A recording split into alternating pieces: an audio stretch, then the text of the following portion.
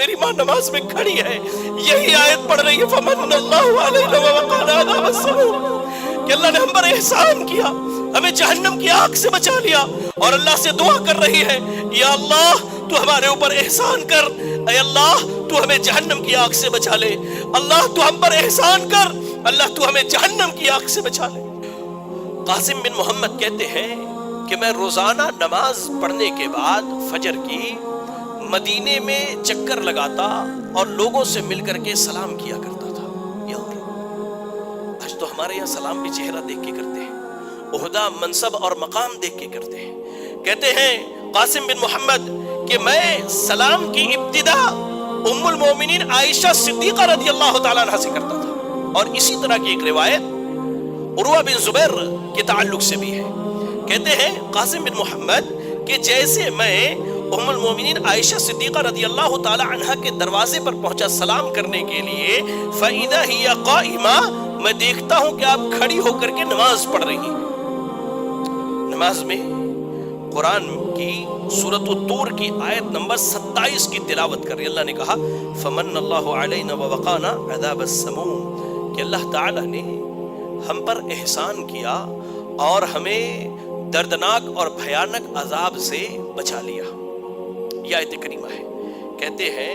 میں دیکھتا ہوں کہ وہ یہ آیت پڑھ رہی ہیں، تدعو و تبکی،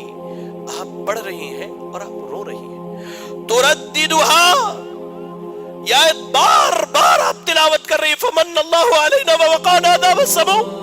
فمن اللہ علینا ووقانا عذاب السموم، فمن اللہ علینا ووقانا عذاب السموم، کہ اللہ نے ہم پر احسان کیا اور جہنم کی آگ سے بچایا، اور آپ دعا بھی کر رہی ہے اے اللہ تو ہمیں جہنم کی آگ سے بچا لے۔ قاسم بن محمد کہتے میں وہاں بیٹھ گیا کہ میری ماں جب نماز پڑھ لے گی میں سلام کر کے جاؤں گا۔ کہتے میں انتظار کرتا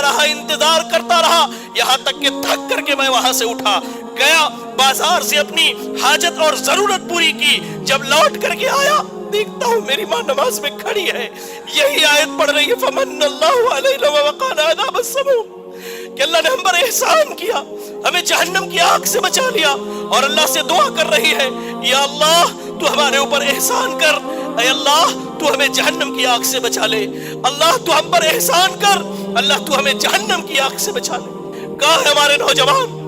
کہاں ہے ہمارے نوجوان، کہاں ہے ہماری بہنیں؟ آج ہمارے آنسو خشک ہو چکے ہیں، آج ہماری آنکھیں پتھرا گئی ہیں، آج ہمارا دل پتھر کے مانند ہو گیا ہے۔ ہم قرآن پوری کی پوری سن لیں، قرآن پوری کی پوری پڑھ لیں، ہمارے سامنے اللہ کے نبی کی پوری سیرت بیان کر دی جائے، صحابہ کی سیرتیں بیان کر دی جائے، ہم قبر کو دیکھ کر کے آئے، ہم قبرستان کی زیارت کر کے آئے، لیکن ہمارے دل نرم نہیں ہوتے ہیں، ہمارے آنکھوں سے آنسو جاری نہیں ہوتے ہیں۔